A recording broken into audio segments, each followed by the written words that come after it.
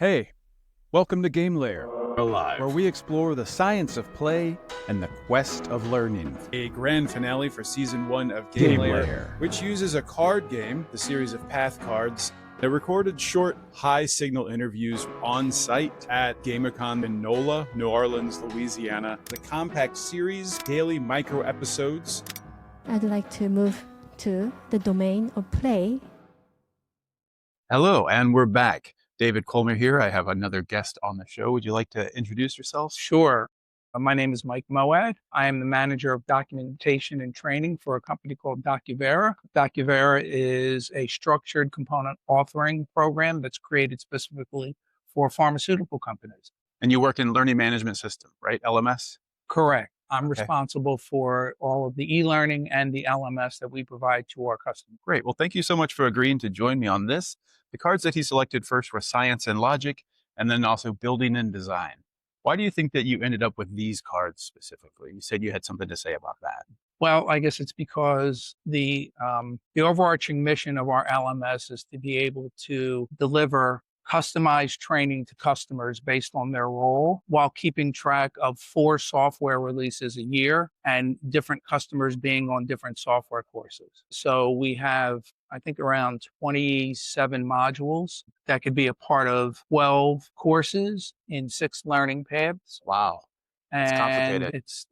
It's quite a challenge to keep everything organized and the right customers on the right releases of the software. Fantastic. Well, looking further into mechanics and design, we're talking about building and design here. Was there ever a design trade-off that challenged you?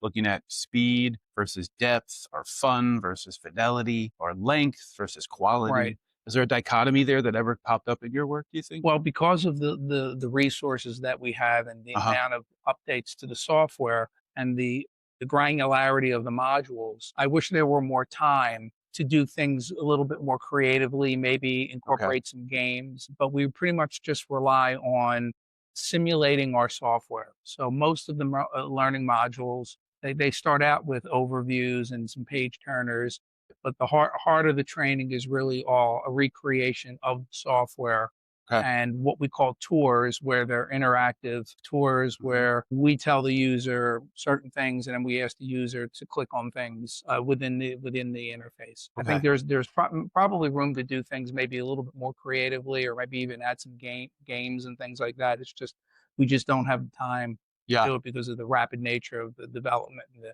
delivery. Right. So you think the main reason that you haven't found time to build game-enhanced learning into it is just a matter of time? Correct. Yeah. Correct. And also, I worry that, right now, to go through one of our most complex learning paths would be someone taking 6 hours to completely learn. That's not That's a lot. of time. It replaces 4 days of instructional-led training. Okay. And then the least amount would be an hour, and it's pulling teeth getting people to commit to those. Yeah. For an entire software platform that's going to change the way that you do all your business processes. So I don't think it's a lot of time, but a lot of people do think it's a lot of time. I totally understand. I'm just worried that if we put games and things in there, people would lose patience for the type of audience that we're hitting with this. So with that in mind, could you still walk me through maybe one design choice that you worked on that you're proud of? Does that bring anything to mind or anything surface with that idea? I think one design choice that we made to streamline things better, in the beginning when we started creating modules, we would have a full-blown demo where you would watch a demonstration of somebody doing something in the system. And then there would be an exercise, which was a mimic of the demo, except it would require the user to interface with the system. Sure. When people were saying that it was too long and they were finding it cumbersome to watch it and then to do it, we made a creative choice to combine those things into what are called tours, where it's some demo and some interactivity. Nice. And our customers really like that. We had to reconfigure all of our demos and exercises. I could see why, though, because they see it happen, they get to apply it right away. Am I wrong? Yeah, exactly. I could see that So being that's a win. something that I was pretty proud of. I'm happy for you. That's fantastic. So is there any small ritual that a team could put into place, like next week, to kind of adopt that sort of process or that sort of principle? Right. Well, I think you have to be diligent in planning out your modules and the granularity and your learning paths. Yeah. It takes almost longer to do that than to actually create the training.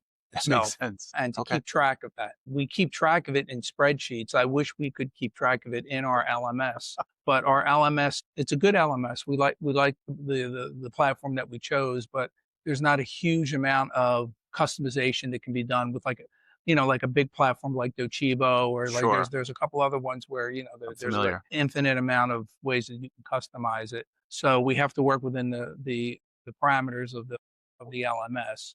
So we have to keep track of all of our modules and learning paths and spreadsheets and then implement them in the LMS. Well, great. Is there anything that you wish I would have asked that I didn't? Anything else you'd like to add? No, I think I'm good. Thanks for your time. Thank you. Yeah. I enjoyed it. Yeah, likewise. Thank you so much for joining me for this episode of GameLayer Alive. This is David Colmer reminding you to stay present and never postpone joy. You can find transcripts of the show at gamelayer.fm. GAMELAYER.fm. Theme music by Kayla Willits. Thanks for listening.